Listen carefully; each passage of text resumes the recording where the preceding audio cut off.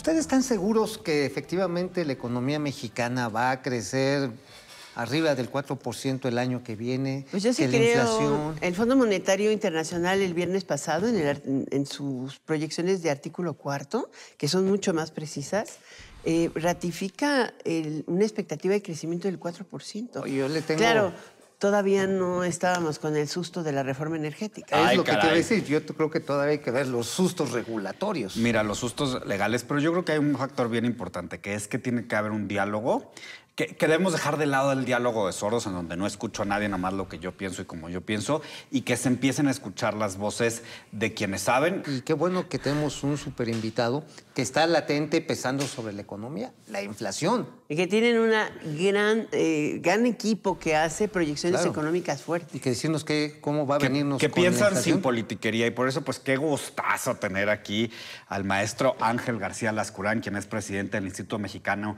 de Ejecutivos de Finanzas, pues que no se andan con politiquerías y se andan con datos y eventos, y que además ahora están haciendo un trabajo Con datos padrísimo. duros. Sí, claro. Datos duros. Bienvenido, Ángel. Gracias por la invitación. Encantado de estar con ustedes.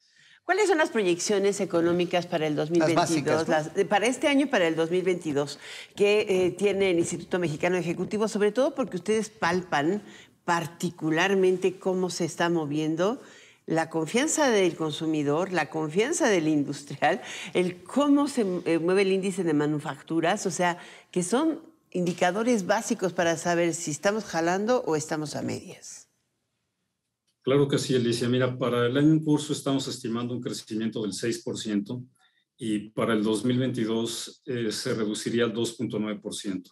Wow. En el caso del año en curso, bueno, además de la reanudación de actividades que por supuesto tiene un impacto directo sobre la actividad económica general, nos ha ayudado también la demanda externa, el crecimiento que se está dando en Estados Unidos y la demanda sobre productos y servicios mexicanos, principalmente en el sector manufacturero, de manera muy notable el sector automotriz. No obstante, para el próximo año vemos distintos Por los factores chips, ¿no? de riesgo que nos hacen estimar que será menor el crecimiento. ¿Cuáles son, perdóname, Mau, cuáles son Adelante, esos adelante. factores de riesgo que están ustedes identificando para el próximo año? Bueno, primero, tal vez el más relevante es que la demanda interna continúa deprimida. Como ustedes saben, ya veníamos con una caída de la inversión desde el año 2019. Previo a la pandemia, la inversión ya se estaba contrayendo. Nosotros no vemos condiciones para que la inversión repunte después de esta reanudación de actividades que he comentado. Estamos regresando a un nivel todavía bastante deprimido de inversión. El consumo interno también continúa débil. Y estamos viendo también hacia adelante una desaceleración de la demanda externa por temas que son globales, internacionales, de limitaciones en el suministro de algunos componentes para las cadenas productivas a las cuales México está vinculado. Se está también reduciendo esa demanda, por lo cual nos lleva a estimar que el crecimiento no será mayor al 3% el próximo año. Ángel, pues precisamente ahí es donde ahora sí que me hacen cortocircuito los números. A ver, se está esperando que crezca este año 6%, pero la inversión está siendo lenta o no se está recuperando y el consumo interno también. Entonces, ¿qué es lo que está empujando a que logremos un 6% este año? O sea, no entiendo dónde están los burros de esta carreta. Que venimos de la parte muy El baja golpe del de la año caída, yo pasado, creo, ¿no? Sí. ¿El golpe de la caída o el mercado externo es el que nos está A ver, que nos ayudando? lo diga Ángel. Bueno, sí, la base de comparación es baja, ¿no? Recordemos que el año pasado la economía se contrajo en 8,5% y las tasas que estamos mencionando son una base de crecimiento anual. Esto estamos partiendo de una base baja, pero sí es importante destacar que la economía mexicana ha perdido capacidad estructural de crecimiento. Históricamente, durante los últimos 40 años, México venía creciendo a poco más del 2% en promedio y nosotros estimamos que ese crecimiento se va a reducir a menos del 2%, porque estructuralmente perdimos capacidad de crecimiento, principalmente por el cierre importante de empresas que hubo el año pasado, por el impacto que esto tuvo sobre el empleo y que se está viendo reflejado ahora también en el consumo, y porque no vemos que como decía al principio, se hayan generado condiciones para revertir esta tendencia. Me parece que México necesita el diseño de un modelo de crecimiento con visión de mediano plazo que esté fundamentado en la inversión privada, que ahora se ha vuelto pues el principal ausente, ¿no? para impulsar un mejor resultado para nuestra economía. Del programa económico se ha subrayado mucho que contiene un monto de inversión histórico de 3.5% del Producto Interno Bruto, aun cuando se va una muy buena parte a las obras insignia de la actual administración. Pero, ¿qué es lo que están viendo ustedes como para que inclusive estén muy por debajo de proyecciones como la recientemente realizada por el Fondo Monetario Internacional o el Banco Mundial, de que la economía mexicana podría crecer 4% el año próximo? Y lo dicen porque justamente la brecha que hay entre la tasa de crecimiento de este año y la de hace 2 todavía está lejana. Entonces, como que ese crecimiento inercial te da un 4. Sí, bueno, hay varios factores involucrados. El monto tan importante de inversión que aparece en el paquete económico del 2022, además del monto absoluto de la inversión, es importante considerar el destino de los recursos.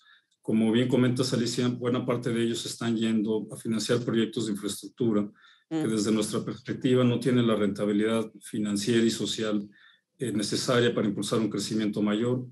Y una parte que también es preocupante se está yendo a financiar pues a petróleos mexicanos y empresas del Estado que también tienen un impacto relativamente limitado sobre el crecimiento económico. El componente más relevante tendría que ser la inversión privada, que es la que realmente genera empleo, genera empleos permanentes, empleos bien remunerados que ayudarían también a la reactivación del consumo. Ángel, ustedes están trabajando en muchas, pero particularmente en dos últimas líneas. Uno es estos indicadores regionales en donde van a diseccionar qué es lo que está pasando en cada una de las regiones para entender también más este país. En colaboración con el Consejo Coordinador Empresarial del CES, ¿no? Exactamente, ahí va mi querida Alice. ¿Por qué no nos platicas un poco más acerca de estas acciones que están haciendo, pues para ponerle lupa a lo que está pasando en México y que no se diga que son inventos? Sí, porque al final de cuentas tenemos solo los datos INEGI. Y a veces nos hace falta... Hay que regionalizarlo. No, nos hace falta, yo creo que un contraste entre la estadística INEGI, la estadística Banjico y la estadística privada. Eso es lo que sucede en todo el mundo. No, y además tener los indicadores regionales que son súper importantes. Y sectoriales. Que nos precisen cómo estamos. ¿En dónde? En dónde. Y en qué lugar y qué podemos hacer. ¿Por qué no nos platicas de eso, mi querido Ángel? Claro que sí. Nosotros como organización generamos un indicador, le llamamos indicador manufacturero y el no manufacturero, y llevamos a cabo una encuesta a nivel nacional con empresas a nivel nacional y les preguntamos, son preguntas cualitativas, les preguntamos si están contratando personal, si están renovando inventarios y otras preguntas más. Y este indicador nos permite, es un indicador de tendencia, es un indicador que permite estimar el rumbo de corto plazo de la economía. En la última encuesta del mes pasado, ya vimos una contracción en el indicador manufacturero. Se mide de 0 a 100 puntos. Si el resultado queda debajo de los 50, indica que estamos en zona de contracción económica y ya nos dio el último resultado, información sobre un cambio de tendencia. Después de estar 6 meses en la zona de expansión, ya se revirtió y estamos nuevamente en zona de contracción. Y recientemente anunciamos la iniciativa para hacer este mismo esfuerzo a nivel nacional, pero generando indicadores por regiones. Van a ser 15 indicadores regionales. Qué bien. Para ello es importantísimo pues, vincular a las muestras de empresas, un tamaño de muestra que sea representativo en todas estas regiones. Y sí, será muy importante para nosotros el poder tener el apoyo de las organizaciones con las que hemos firmado convenios de colaboración. Firmamos con Coparmex hace algunos meses y recientemente en los últimos días con el Consejo Coordinador Empresarial, pues con el ánimo de lograr esta colaboración, esta integración, para intercambiar información que sea relevante para la toma de decisiones de las organizaciones en general. Hay Ángel, un punto que es relevante. Hay un indicador ahorita. Pregunta yo ahorita. Es que es el indicador de inflación. El índice de inflación. Bueno, finalmente es un indicador. No sé si en este esfuerzo van a hacer el trabajo de combinar estos datos que son de INEGI y combinarlos, porque hoy tenemos un problema nacional, pero que no es igual en todos los lugares, que es la inflación. Un problema que está pegando. O sea, el número que nos dicen que sucede no es el que sentimos en nuestra billetera. Es el y punto. Cambia por región. Es que también hay un tema, ¿no? ¿Cómo lograr que en México tengamos algo como lo que utiliza la Reserva Federal de los Estados Unidos? Además del indicador de inflación, el índice de gasto del consumidor. O sea, ahí sí sabemos quién está gastando y dónde está gastando y en qué está gastando. ¿Y dónde están las oportunidades? Eso puede ser, ¿no, Ángel? Sí, bueno, la inflación, recordemos que es un promedio. Sí es un factor de preocupación el nivel alto de inflación que hemos registrado en los últimos meses. No es un factor privativo de México, se está dando en diferentes países a raíz del impacto de la crisis del año pasado por la pandemia que distorsionó las cadenas de fabricación, de proveeduría a nivel internacional, y ha habido productos que han tenido aumentos de precio muy elevados, pues el petróleo, los precios de transporte en el comercio internacional, entre otros. Pero debemos recordar que la inflación es un promedio. Energía. Y bueno, refleja lo que ocurre en las diferentes regiones y sectores del país, donde por supuesto los aumentos de precio pueden ser diferentes, ¿no? Pero me parece que la información que generan el INEGI y el Banco de México, los indicadores en general que producen, pues tienen toda la credibilidad. Y nosotros no tenemos contemplado hacer un cálculo sobre este tema. Y en la última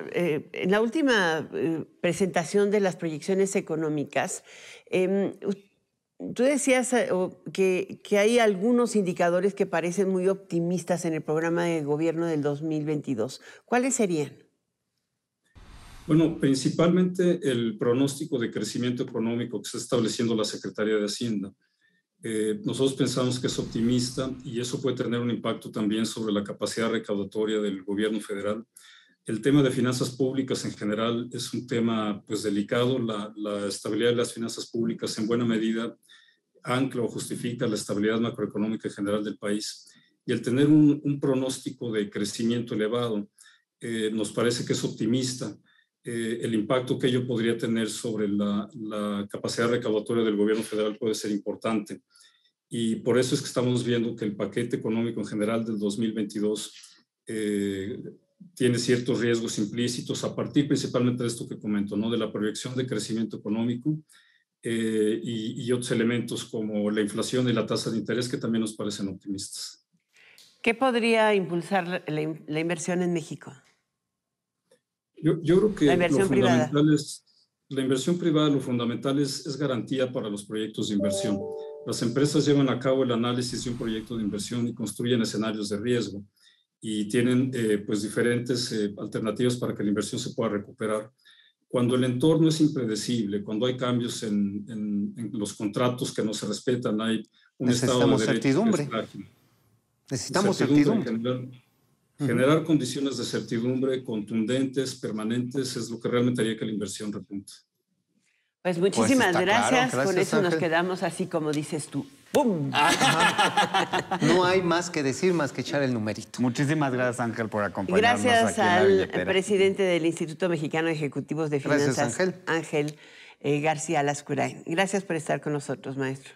Gracias a ustedes. Hasta luego. Oigan, qué interesante este tema de que no haya una estructura que esté generando el crecimiento y la inversión. Que y hay que un esa ausencia optimismo. está... Sí hay estructura, el tema es que no hay confianza, ¿no? O sea, Falta lana. entonces, Pero si rompes la estructura... Pues ¿dónde pones la confianza? Es como ¿No? los póstigos de un puente. Si no hay póstigos, no hay puente. Si no hay puente, no hay póstigo. ok, ahí nos queda. Así de sencillo. Muchas gracias. Esa es La Billetera.